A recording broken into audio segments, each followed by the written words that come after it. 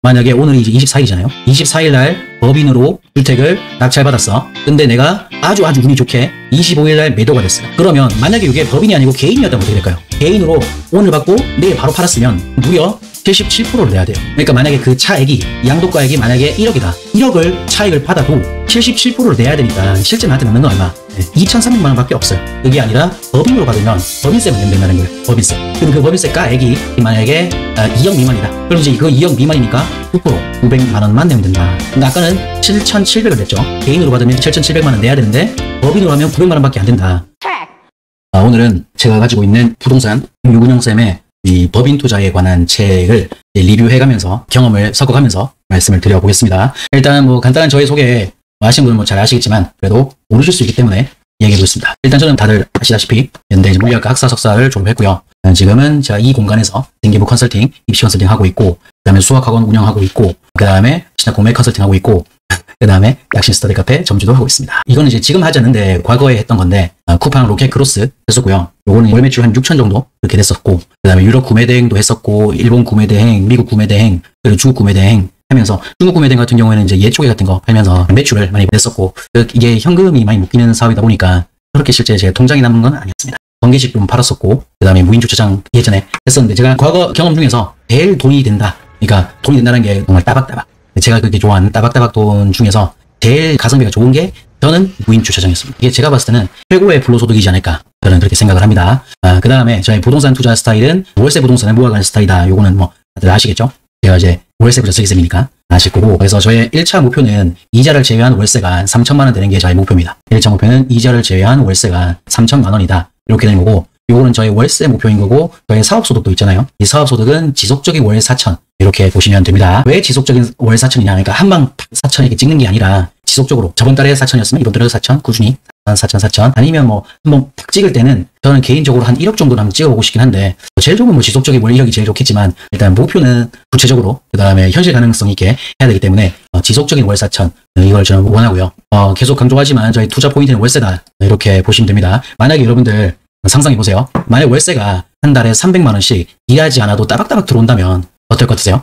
아니면은 300만 원 너무 크다. 한 100만 원이라도 이제 들어온다면 어떤 기분이 들까? 이렇게 한번 댓글에 한번 좀 적어주시길 바랍니다. 단기 차익도 이제 필요하지만 궁극적으로는 월세 부동산을 모아가는 게 부자가 되는 지름길이다. 이렇게 저는 생각을 해요. 아까도 오프라인에서 누군가를 만났었는데 그분도 하시는 말씀이 자산의 총액이 중요한 게 아니라 부자라는 게 물질적인 부자뿐만 아니고 시간적인 부자다 이렇게 말씀을 하시더라고요. 그런 것처럼 진정한 부자는 시간 부자다 이렇게 생각을 합니다. 그럼 왜 오석이 너는 월세를 강조하냐? 월세라는 게 받아보시면 아시겠지만 이 어려운 상황, 저 같은 경우는 비수기죠. 비수기를 버틸 힘을 준다. 혹은 부동산으로 따지면은 부동산의 하락기를 버티게 해준다. 이렇게 말씀을 드릴 수 있고, 두 번째는 이자를 제외해도 수익이 나는 부동산을 매입하면 이게 되게 중요하죠. 제가 제일 좋아하는 투자, 매입한 사실도 까먹는 투자가 됩니다. 이게 뭐냐면 총 두 가지인데, 첫 번째는 맨 처음에 들어가는 자본금이, 다시 말해서 초기 자본금, 이게 매우 작아야 되고, 그 다음에 실투금이 거의 빵원이 돼야 됩니다. 제 기준에서는. 어떻게 그게 가능하냐? 이게 그 핵심이 이제 대출인데요. 대출 전 이때까지 거의 대부분 다 85% 아니면 90% 이렇게 받았었어요. 그러다 보니까 그게 만약에 4억짜리면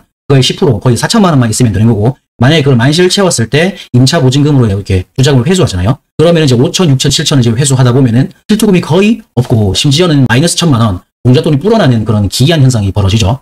그런 걸 제가 좋아하고, 두 번째는 실투금이 거의 빵원이라 하더라도 만약에 계속 매달 마이너스가 되면 좀 불안하잖아요. 그게 아니라 월세가 이자보다 더 큰 상황이라고 한다면, 내가 만약에 매달 400을 받는데 400에서 이자 100만 원밖에 안 된다. 그러면 이제 통장에 돈이 계속 쌓이겠죠. 그러면 통장에 얼마 들어왔나 볼 필요도 없고 불안할 필요도 없고, 그러다 보니까 제가 그 상가나 아니면 원룸 건물을 매입한 사실조차 까먹는 투자가 된다는 거죠. 이해할 수 있죠. 그래서 저는 월세를 좋아한다. 이렇게 말씀을 드립니다. 근데 이렇게 되려면 제가 봤을 때는 경매는 이제 거의 끝났고, 경매보다는 신탁 공매를 해야 실투금도 적게 들어가고, 그 다음에 대출도 많이 나오고, 그 다음에 월세가 이자보다 더 큰 상황이 된다. 이렇게 저는 생각을 합니다. 네, 여기까지 너무너무 재밌다. 그러면 3번 눌러주세요. 3번. 댓글에다가 3번 눌러주세요. 3번. 그래서 넌 그래서 뭔데? 너 뭐가 되냐? 이렇게 말씀하신다면 사실 요거에 대해서 하나하나 제가 다 말씀을 드릴 수 있어요. 다 말씀을 드릴 수 있는데 지금은 사실 그게 메인 포인트가 아니기 때문에, 저는 일단 원룸 건물도 있고 오피도 있고 상가도 있고 무인 시스템 있었고 공간대여 3,3인투나 리브 애니어 있잖아요. 이런 거 있었고 온라인 유통도 옛날에 했었고 했는데, 여튼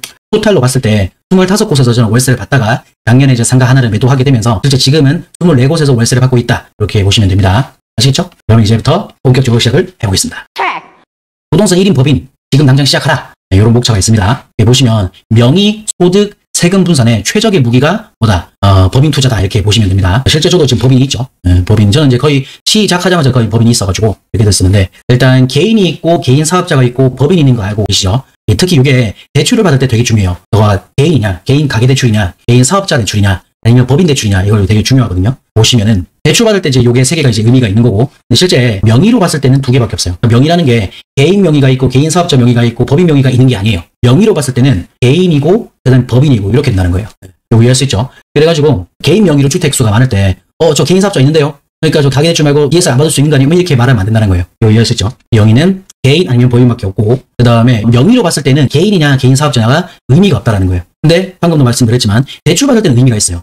가계 대출하고 사업자 대출은 다른 거기 때문에 대출 받을 때는 의미가 있는데, 명의로 봤을 때는 개인하고 개인 사업자는 같은 거다. 이렇게 보시면 됩니다. 그 다음에 개인 명의로 주택수 늘리는 거는 아시다시피 의미가 없죠. 왜냐하면 취등록세 입장에서 너무 이제 막 중과를 맞다 보니까 그렇게 하지 말고, 그래서 이제 명의 분산이 필요한 거고, 그래서 법인이 필요하다. 이렇게 말씀을 드릴 수 있습니다. 혹시 여기까지 이해가 잘 되시나요? 어려운 게 있다 그러면 이제 채팅창에다가 질문해 주시고, 너무 재밌으면 계속 저 댓글로 반응해 주시길 바라겠습니다.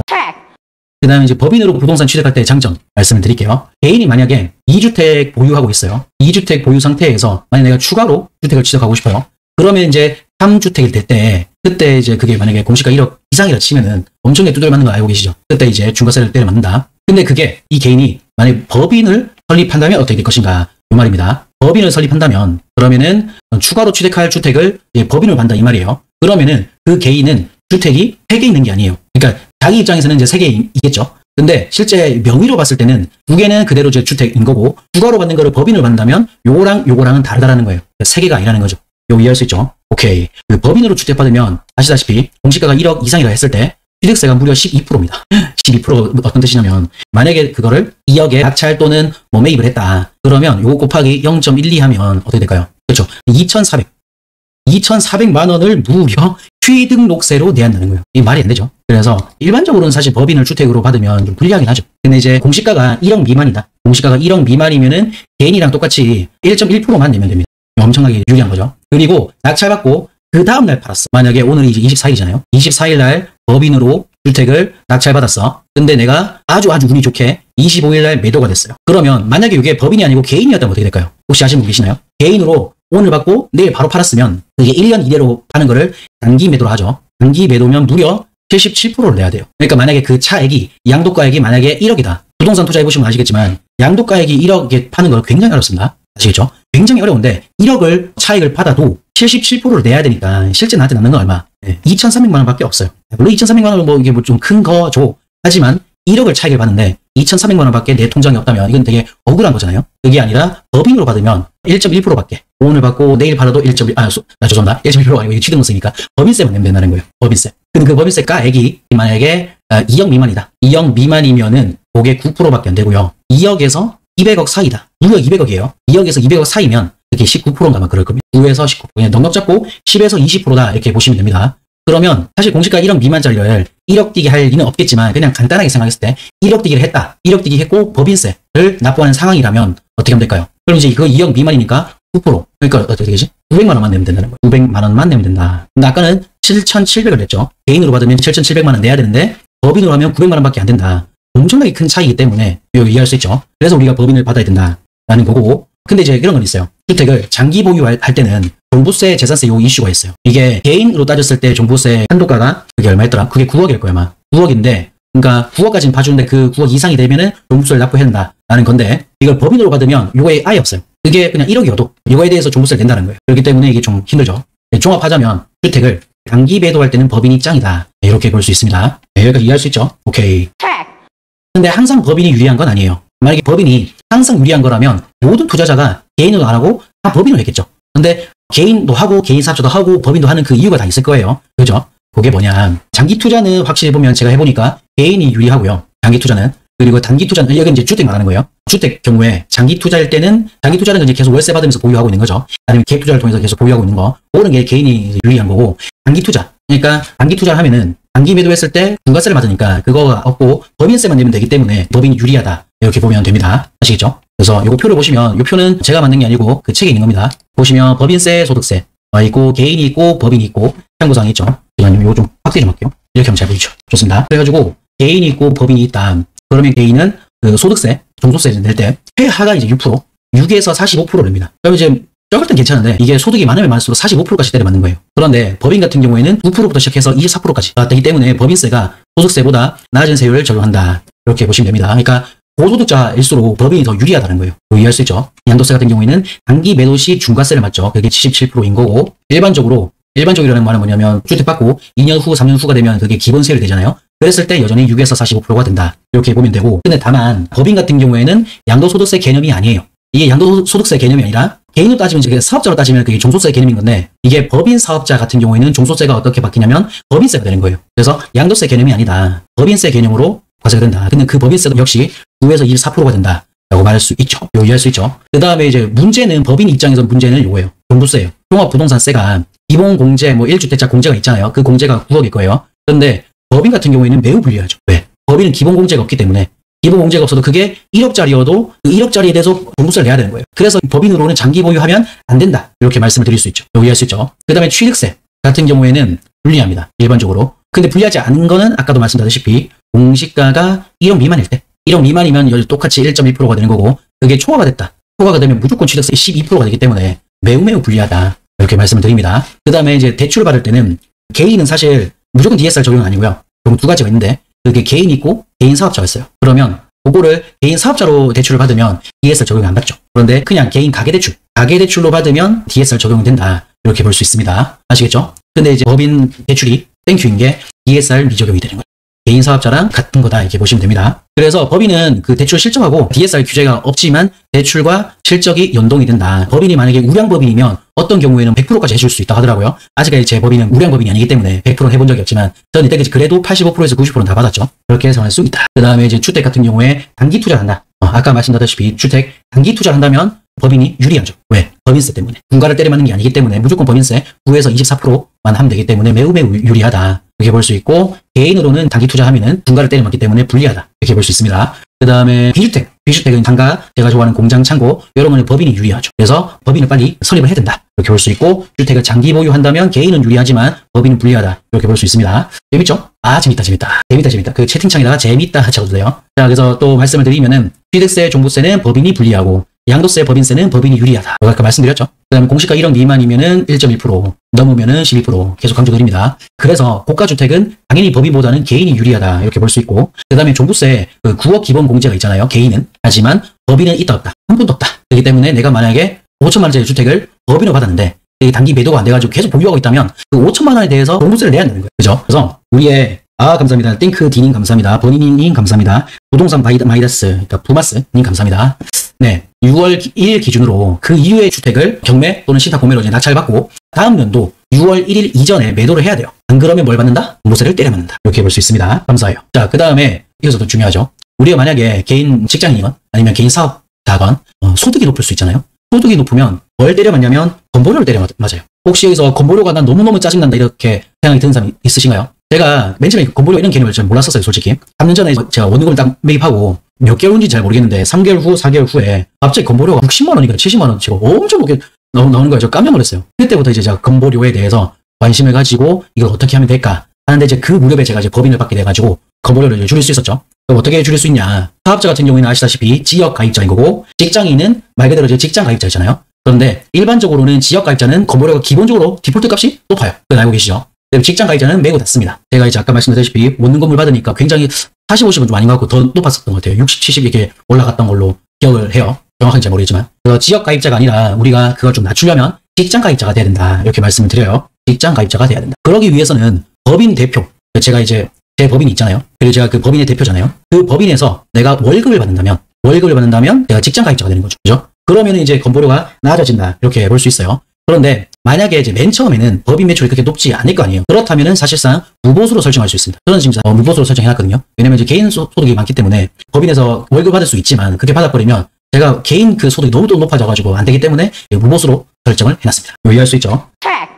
그 다음에 세 번째, 사업소득 높은 투자자가 부동산 투자로 이익을 보게 된다면 그럼 이제 개인 소득 플러스 부동산 투자 합쳐가지고 어떻게 되냐면 세율이 높아지겠죠. 높아지면 뭘 때려 맞냐면 두 개. 건보료를 때려 맞고 그 다음에 종소세를 때려 맞는 거예요. 이거 이해할 수 있죠? 근데 만약에 투자자가 개인 사업 소득이 높아요. 혹은 뭐 직장 그 소득이 높아요. 그런데 거기다가 플러스 이 부동산 투자는 개인이 아니라 법인으로 받았다. 그럼 이 소득과 이 소득은 관계가 있는 거예요, 없는 거예요? 관계가 없죠.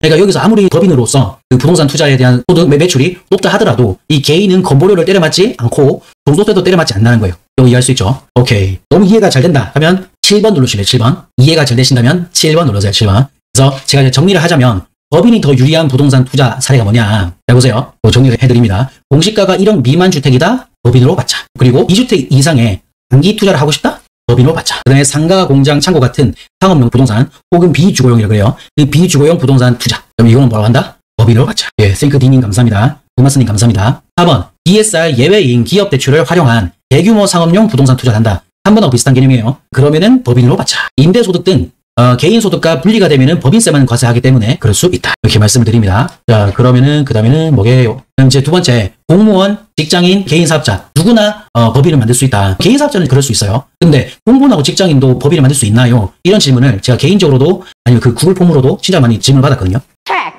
그래서 이제 제가 강의한 거는 여기까지고요. 마치면서 제가 말씀을 드리는 게 일단 제가 지금 진행하고 있는 게 1대1 진단 컨설팅이고 그 다음에 저랑 결이 맞는지 안 맞는지를 제가 그 상담을 통해서 투자나 사업 전반에 대해서 제가 로드맵을 그려드리는데 그게 만약에 평소에 안 그려지신다면 예, 저한테 와서 상담하는 게 좋다. 그런데 이제 이게 유료 상담이에요. 유료 상담인데 오늘 이제 이 강의에 대해서 후기를 좀 적어주시면은 무료로 상담을 드립니다. 아시겠죠? 그 다음에 이제 제가 신탁 공매 1대1 과외를 하고 있는데 요거는 이제 1대1 과외의 개념은 말 그대로 밀착 케어예요. 그 다음에 이제 본업이 잘 되게 이게 무슨 말이냐면 부동산이라는 건 사실 종잣돈이 있어야 되는데 종잣돈을 이제 불려야 되잖아요. 그 종잣돈을 불리기 위해서 제가 봤을 땐 그 방법이 첫 번째 투자고 적금 이런 건 아닌 거 알고 계시죠? 이 투자가 뭐냐면 전세 받기 그 다음에 낙팔.